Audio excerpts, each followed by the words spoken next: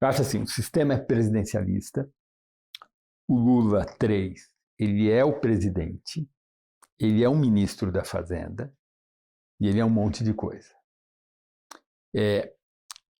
Todo mundo se lembra muito do Lula 1, do Palocci, e tem uma historinha que todos nós contamos para nós mesmos, eu falo porque eu estou implicado nisso, que é o Lula pega a biografia do cara, é uma biografia espetacular. Então, assim, o cara já fez o certo, o cara é muito inteligente, ele vai acertar o cálculo, ele entende os problemas, ele não é uma pessoa ideológica. E as pessoas juntaram essa capacidade dele, no momento difícil, lá em 2003, de fazer o certo, com a situação hoje, que ele iria fazer o certo também. Claro que com cálculos e tal, mas que teríamos um certo grau de pragmatismo do presidente Lula, uma pessoa que tem uma biografia espetacular, que tudo sugere que é um cara bem dotado, intelectualmente, tal, tem discernimento, tal. Então eu acho que o mercado apostou nisso, né, e por isso que teve uma enorme expectativa que o presidente Lula fosse consertando as coisas aos pouquinhos, empoderando o ministro Haddad, que tem o diagnóstico. O ministro Haddad sabe que tem problemas estruturais no arcabouço, e esses problemas precisam ser encaminhados para que a gente tenha horizonte. Aparentemente, o que o mercado está descobrindo é que o tipo do Lula é outro. Seja lá por que motivo, parece que o Lula virou um economista heterodoxo, que é um economista, a heterodoxia brasileira tem uma tradição, faz parte da heterodoxia brasileira, uma crença imensa na capacidade do gasto público gerar crescimento, no limite até o gasto público gerar um crescimento que financia até os juros da dívida, é uma hipótese que a gente pode chamar de moto perpétuo. E parece que a gente tem um Lula. Adicionalmente, eu acho que essa falta de aprendizado, ela tem como fundamento toda a narrativa que o grupo político petista produziu para justificar a crise nossa. Porque isso deve ser duro para o grupo político petista. Ocorreu, no final da hegemonia petista, a maior crise dos últimos 120 anos nossos, ou a segunda maior crise, dependendo como a gente mede. Tem a crise da dívida externa, final do período militar, e a dívida do final do período petista, a crise do final do período petista. São as duas maiores crises da nossa história. E aí o petismo criou um argumento de que, apesar deles governarem durante 12 anos e terem feito um monte de coisas, a crise é culpa do Aécio e do Sérgio Moro, e que decisões que eles tomaram não foram importantes para a crise. Eu acho que quando eles inventaram esse argumento, eles não acreditavam nesse argumento. Mas o problema é que eles foram repetindo esse argumento, a exaustão. E eu acho que você repete muito o argumento, você começa a ficar autoenganado. Você começa a achar que, de fato, talvez seja mesmo. Talvez o Aécio que tenha produzido a crise. Que é uma coisa meio maluca, né? Porque você tem assim, um partido que perde 4 eleições seguidas, o partido ganha 4 eleições seguidas e governa, vem uma crise e a crise é do líder do partido que perdeu 4 eleições seguidas. É muito esquisito você argumentar assim e depois de um tempo achar que esse argumento é verdadeiro. Mas os petistas, acho que de fato hoje eles acreditam. Acho que piamente, assim, sem mentira, eles genuinamente acham que a crise econômica de 2014 e 2016 é culpa do Aécio Neves e do Sérgio Moro.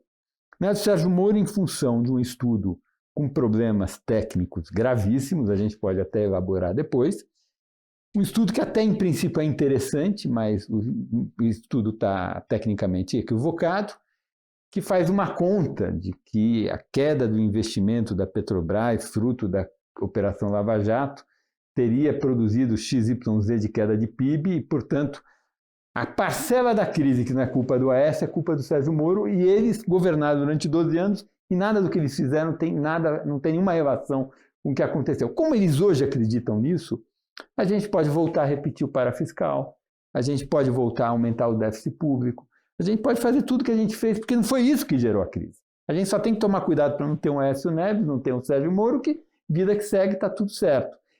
Acho que o mercado foi percebendo que é nesse mundo que a gente tem, e dado esse mundo, o presidente Lula não vai fazer nenhum ajuste, e aí você faz a conta. A dívida pública vai aumentar 14 pontos percentuais do PIB em dezembro de 22 e dezembro de 26. Esse número é inescapável. Assim, o Lula pode fazer o que ele quiser.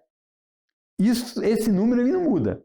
Ele pode fazer parafiscal, ele pode mudar a lei, pode fazer coisa no Supremo e tal, mas o crescimento da dívida que ocorrerá no governo dele, isso aí não vai mudar. Fatos são coisas persistentes. Isso é difícil. E isso gera uma piora imensa na percepção, porque tem alguém segurando esse título. E quando esse título fica com proporção do PIB muito grandão, com juro alto, você começa a achar que vai ter problema para reaver o seu principal, né? E é isso que se fala.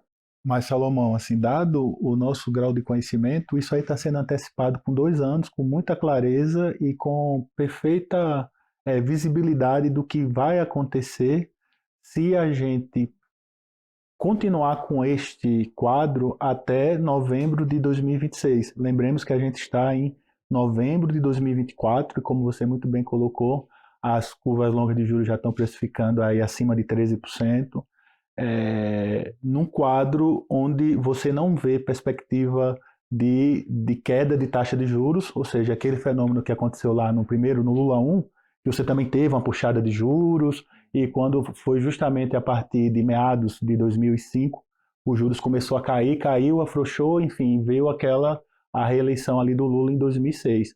Este quadro agora, se ele não entregar, hoje você tem estudos brilhantes mostrando todas as iniciativas de parafiscais, tem essa visibilidade que a gente vai aumentar 14 pontos percentuais do PIB. Então, assim, ele está realmente, assim, como a Quest até publicou aí na carta comercial recente, ele está entre a cruz e a espada, porque ou ele vai, e quanto mais ele demora, mais a percepção de que ele não vai entregar aumenta, e o mercado, na nossa visão aqui na casa, já perdeu o benefício da dúvida, eles não têm mais o benefício da dúvida, então, assim, é que nem São Tomé, tem que ver para crer, ou ele entrega uma reforma, um pacote de reforma de despesa obrigatória nas nossas contas, que ele aponte esse 19% do PIB para algo que mostre no horizonte 17,5%, 17% do PIB, e coíbe essas iniciativas de parafiscais, como muito bem o Marcos Mendes apontou, colocando, por exemplo, Vale Gás para dentro do orçamento, a própria iniciativa do Pé de Meia também para dentro do orçamento. Ou ele faz isso e vai realmente aí passar por toda a cruz que um bom governo tem de passar para colher os frutos lá na frente, que eles não quiseram colher, contrariando o ciclo normal da economia política no primeiro ano do governo, né? Prometeu para a gente o arcabouço fiscal, que viria o corte de gastos, mas ele não veio. Ou esse corte, essa proposta de reforma de despesa obrigatória vem, ou você vai inviabilizar não só economicamente o país aí no próximo biênio, como vai inviabilizá-los eleitoralmente. Então, assim, tem muita coisa que está em jogo que, é claro, o mercado corretamente já não dá o benefício da dúvida, está só especificado. Mas, assim, eu particularmente ainda tenho sérias dúvidas de que esse pacote não vem nada dele, porque se não vier, assim, o que já está pior, o que já está ruim, vai piorar muito. Porque quanto mais ele vai postergando, as expectativas vão sendo criadas. E se for por coisa pequena, a gente vai estar falando daqui semanas e meses, vai estar voltando aí programa com Marcos Mendes, aí vai ser um perito de... Aí vai ser ótimo o quadro, assim. A gente vai estar discutindo realmente dominância fiscal, que é uma coisa na teoria muito fácil de entender, na prática não é tão simples. Então, assim, a gente vai estar discutindo quando é que a gente vai entrar realmente, de fato, em dominância fiscal. Não, esse é o ponto. Eu tenho uma observação aí que é rápida. O mercado se jogou já totalmente a toalha ou não. O mercado tem uma crença. E falo mercado, parece um ente, mas as pessoas que estão no ambiente de investimentos, de modo geral, têm uma crença. Que um governo do PT normalmente não entende de juros futuros, fica fixado na Selic, que é muito menos importante que o juro futuro, que é o que vai realmente definir o custo do dinheiro, e não entende muito do mercado acionário, que era muito pequeno, mas hoje 5% da população tem acesso, então não tem tanto efeito político, mas que um governo do PT entende o câmbio. E eu acho que esse último fator está sendo testado, porque nós estamos ali quase no 5,90. E a eleição do Trump, olhando prospectivamente, deve trazer algumas consequências importantes. Então, assim, se o governo mostrar que nem do câmbio ele tem medo, aí eu acho que o mercado pode até elevar o tom da reação. E não é elevar para testar o governo, é medo mesmo. É querer se proteger de alguma forma. A única proteção que a gente tem, como o Samuel colocou ali atrás, é o dólar. Deixa eu colocar um pouco de elementos factuais aqui. Samuel falou que o mercado em geral acreditou que o Lula ia, de alguma forma, produzir o ajuste fiscal, né? Alexandre falou que a paciência acabou, e foi a tua pergunta, por que o juro foi a tanto? A Adriana Fernandes e a Diana Tomazelli fizeram uma matéria na Folha em que elas elencaram as promessas de ajuste fiscal do governo. Deixa eu ler rapidamente para vocês aqui, ó. Em dezembro de 22, Haddad diz ter plano robusto de corte de gastos em entrevista a Miriam Leitão. Em janeiro de 23, Haddad anuncia as primeiras medidas e promete entregar a melhora fiscal de 242 bilhões. O que a gente viu foi uma entrega de um déficit mais ou menos dessa ordem, 264 bilhões no final de 23. Aí, em abril de 23, Haddad disse em entrevista à Folha que iria propor uma regra mais estável para crescimento dos gastos obrigatórios, abril de 23. Aí, em dezembro de 23, o ministro da Fazenda afirma que vinculações do orçamento são desafiadoras, mas que o Ministério do Planejamento já está trabalhando no tema, dezembro de 23. Em abril de 24, secretário executivo da Fazenda diz que o Ministério vai encampar a pauta da revisão de gastos, que não basta ficar só na questão da arrecadação. Em maio de 24, Haddad contraria a Tebet e diz que não há espaço para desvincular a aposentadoria do salário mínimo. Aí, em junho de 24, dólar dispara por ruídos de Haddad numa reunião com Santander. Aí a Simone Tebet volta a defender desvinculação de despesas do salário mínimo e volta a ser contrariada. Em junho de 24, uma semana depois da disparada do dólar, Haddad pediu à equipe para intensificar trabalho de revisão de gastos. Tá? Em julho de 24, Haddad anuncia suposto corte de 25 bilhões para o orçamento de 25, prometendo pente fino nos gastos, até agora não se viu. Em julho ainda, o governo anuncia portarias para tentar controlar o gasto com BPC. O gasto com BPC está crescendo 17% ao ano. Continua depois dessas portarias. Em agosto, o governo anuncia revisão de gastos que vai poupar 18 bilhões no orçamento de 25, mas não detalha como será feito. Em setembro, Fazenda apresenta a Lula cenários para isenção do imposto de renda acima de 5 salários mínimos. Até 5 salários mínimos. É até 5 mil reais, né? Desculpa, 5 mil reais. Desculpa. Aí agora, em outubro de 24, Haddad diz que batata quente do corte de gasto virou prioridade. Agora, em outubro, virou prioridade. Nós estamos no meados de novembro, nada, né?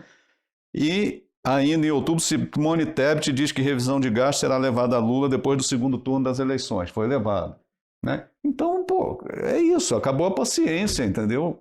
E Marcos, eu fui ouvindo e fazendo também esse turno do tempo dos episódios do Market Makers. Em dezembro de 23, quando o mercado parecia que era o último voto ali de esperança, o último episódio do ano, o título era algo como os motivos pelos quais o dólar deve ir para 4,20. E o mercado acreditava, existia uma grande expectativa de que poderia vir uma medida concreta. Agora, a gente está discutindo aqui preços de ativos e desorganização e insustentabilidade da dívida pública. Agora, o que piora isso, a gente está olhando para estoques. O que piora é que quando a gente olha os fluxos, a coisa também está difícil. A economia está pleno emprego. O câmbio está indo para a inflação, mas mesmo se o câmbio não tivesse indo para a inflação, quando a gente olha a dinâmica da inflação dos serviços, que não são afetados pelo câmbio, está descolando. Essa coisa está há um ano mais ou menos estável em 4,25, 4,3, dependendo do indicador, e ele está indo para 5. Ou seja, e a gente sabe que serviço tem uma sazonalidade, tem uma chance da gente olhar em março do ano que vem e a gente está com serviços caminhando para 5 ou 6. E a inflação no mercado de trabalho é um troço muito mais difícil de arrumar, né? Uma vez que ela veio, a gente viu lá em 2017. E os Estados Unidos agora, recentemente... Quanto tempo demorou? Ah. Qual foi a recessão que a gente teve? Quanto tempo demorou para a inflação Você tem que desempregar, de 2015 ir para 4? Né? Foi só na virada de 2016 para 2017. Foram 2 anos, emprego em 14%, economia no chão, e aquele negócio não vinha. E não era revisão de tarifa, não, era serviços. Uma vez que aquilo cria autonomia, a gente sabe inércia. Quantos anos a gente ficou estudando inércia inflacionária? Nós estamos construindo inércia inflacionária, ou seja, os fluxos não estão ajudando. E aí você tem essa conjunção de preços de ativo e uma dinâmica de ativos ruim, com uma economia testando seus limites no nível dos fluxos, aí uma coisa reforça a outra. Eu queria voltar aqui ao ponto inicial, né? O ponto anterior que o Samuel fez. Né? Eu acho muito engraçado essas narrativas, porque parece que não aconteceu maio de 13. População na rua, revolta, parece que não teve inflação anualizada de alimentos de 15%. Né? Na mesma época. Né? Você pega os dados das empresas de capital aberto, taxa de retorno delas, com todo o dinheiro, impressionante quantidade de dinheiro que o governo doou, outra palavra, subsídio, né? Para essas empresas, a taxa de retorno caindo desde 11, o investimento caindo desde 11. A alavancagem no topo. A geração de empregos caindo. Tem um pequeno repique no fim de 13. Pequeno repique nas coisas. Mas os dados já vêm mostrando que algo está errado. Os projetos grandes de investimento, todos que fracassaram. Né? Então eu acho engraçado essas narrativas. Né? Mas enfim, entrando aqui, tem uma dificuldade nesse debate, porque tem uma crença muito peculiar, né? Do outro lado. A crença peculiar é o seguinte: olha, o mercado é um grupo que se organiza, por alguma razão ele tem uma fixação com o fiscal, não sei por quê. Sei lá, a gente tem fixação com cada coisa, né? Tem com o fiscal, de alguma maneira ele ganha dinheiro com isso, também não sei muito bem como, tá? Faz a taxa de juros subir. Não, e o governo está negociando, né? E vai bancar, vai dobrar, porque o governo acha isso ruim, né? Tem uma visão de mundo muito peculiar, né? Porque se o governo faz o fiscal, os juros caem. Os juros sobem quando o fiscal está ruim. Né? E o maior beneficiado seria o governo. Então, se o mercado quer que os juros então caiam, né? Você vai pegar as diversas pontas do argumento, ele não fecha, tá? Ele é inconsistente. Então isso é um passo. Tá? Eu acho que isso tem um segundo passo disso aí, e tem uma visão que tem um certo mercado que ganha dinheiro com juros. Né? Bom, quem ganha dinheiro com juros são fundos de pensão. Quem mais detém títulos públicos no Brasil? Né? Seguradoras. Né? Tudo meio torto esse argumento. E por outro lado... E uma parte grande dos bancos são bancos públicos, né? São bancos públicos. Não, e o banco privado, que a tesouraria dele é pequena, gera dinheiro de cliente. E mais, o juro alto ao longo do tempo, que agora a gente ainda está no crescimento. Esse quadro que você pintou é um quadro de inadimplência. E na hora da inadimplência, quem que apanha? É o banco. Não, e juros é custo para o banco também. O banco tem que captar dinheiro. Claro. Né? CDB é mais caro? Não, e o custo de capital do banco é maior que a Selic. Né? Não vê banco ganhar dinheiro com o Selic. Mas o quadro que você faz é assustador, porque é um quadro de ausência de racionalidade. Não, e quando a gente fala assim, mas gente, os fundos de mercado tomaram um prejuízo gigantesco no primeiro semestre. Como assim? Os juros subiram e os fundos de mercado tiveram um resultado. Foi sangue. Sangue? Né? Foi sangue. Não, pior da história. Perderam. Mas como assim? O juro subiu, perde? Então, gente. Mas assim, conhecimento. Marcos, perderam por acreditar no governo. Vou te contar a minha realidade. E vai tentar, mesmo assim, nós estamos hoje Não é preço nominal, preço da bolsa, e nem tem bolsa, tem o preço das empresas. O preço-lucro das empresas hoje é o mais baixo desde daquela confusão da eleição de 2002. Ele é mais baixo que em janeiro de 2009, ele é mais baixo do que na pandemia. Porque tem uma história também, tem uma narrativa. Mas ninguém quer tocar em bolsa. Você não consegue Não, convencer ninguém o cara tá. a O Brasil está comprar no ação. low da história, eu acho. Porque eu faço uma conta, um colega meu tem lá o câmbio de longo prazo do Brasil. E aí, uma maneira de medir o desconto é o câmbio corrente contra o câmbio longo prazo. O câmbio longo prazo usa só parâmetros de conta corrente, de produtividade. Na verdade, você usa duas coisas, termos de troca e produtividade do trabalho. E quando teve a grande crise nossa de 2014 e 2016, o câmbio não descolou muito. Por quê? Porque havia a expectativa de que a gente ia arrumar. E essa expectativa que a gente ia arrumar fez com que o câmbio corrente nunca ficasse muito desvalorizado em relação ao câmbio de mercado. E aos termos de troca. Aquele dado pelos termos de troca e produtividade do trabalho. Então, você pega esses dois parâmetros que estão associados aos fundamentos de comércio internacional do país, você diz qual é o câmbio justo, dada a experiência dos últimos 40 anos, e vê a diferença entre os dois. Quando ficou claro, lá para 2017, que ia ser mais difícil arrumar o fiscal, que o problema fiscal é um problema difícil, porque está associado ao conflito distributivo do país, aí apareceu um sobrepreço. 15%. E hoje esse negócio está em 20%, 25%. A minha conta... A gente estima 30%. O câmbio justo meu hoje é 4,2. Igual o nosso. Essa conta... Mas é interessante ver que é por ali. É por aí. Então, assim, o Brasil está baratíssimo. Se o Lula arrumasse a casa... Voava. Não, Isso é que é impressionante. Só que o Marcos está dizendo para a gente que... Porque a gente está... Essa é a minha frustração. Nós, no mercado, até um certo ponto, esperamos assim, a racionalidade vai prevalecer, porque, assim, se eu sou o Lula e olho para 26 da maneira que está, eu ia falar, não tá bom para mim. Mas se eu fizer esse ajuste, eu tenho 1 ano e meio, dá tempo, eu chego bem lá. Se você acreditar nessas coisas que a gente está falando. Exato. Né? Mas é isso que me assusta. Mas não é só o governo, não, é o setor privado. Quando é setor privado, fala assim, o juros está muito alto, a Selic. Eu falo assim, tá, mas a inflação também. Não, mas uma coisa não tem a ver com a outra. Assim, mas, gente, assim, aí você comenta dos juros de mercado que abriram. Fala da época do Tombini, que tentou baixar com inflação alta e a curva abriu, né? E a inflação subiu. Mas tem um outro... Não, tem outra maneira de resolver isso. Tá bom. E tem um outro aspecto, que esse é um aspecto cruel, porque a economia tem alguns dados de curto prazo bons, geração de emprego e atividade, porém, tem um ceticismo muito grande com o futuro. Não é que o mercado está apostando, está ganhando dinheiro. O mercado está perdendo dinheiro. Os donos de ações acionistas estão perdendo dinheiro. Né? Você comprou um papel com certos juros, a curva abriu, né? E juros o papel ficou mais barato. Pré-fixado, esses mix que a gente tem aqui, o papel fica mais barato e perdendo dinheiro. Você perde dinheiro. Né? E é incrível ter que explicar uma coisa tão rudimentar como essa, para usar um termo que a antiga presidente gostava. Né?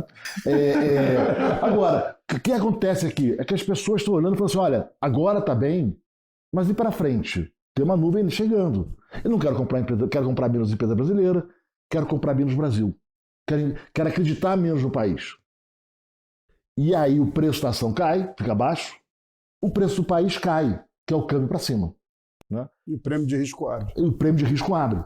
Né? E isso agrava ainda mais o investimento, as decisões de mais estruturantes que poderiam permitir um crescimento sustentável maior. Mas o que eu acho que tem essa dificuldade, porque tem uma compreensão tão diferente do mundo que tem dessa que eu estou escrevendo, que torna o debate difícil, porque essa visão conspiratória de que tem alguém querendo... Deixa eu colocar rapidamente uma preocupação que eu tenho com relação a essa visão tortuosa, né? Você falou que o mundo político é muito sensível ao câmbio, eu concordo plenamente. A minha preocupação é que o Banco Central volte a intervir fortemente no câmbio. Tá? E aí vai ser um passo a mais nessa deterioração de expectativas.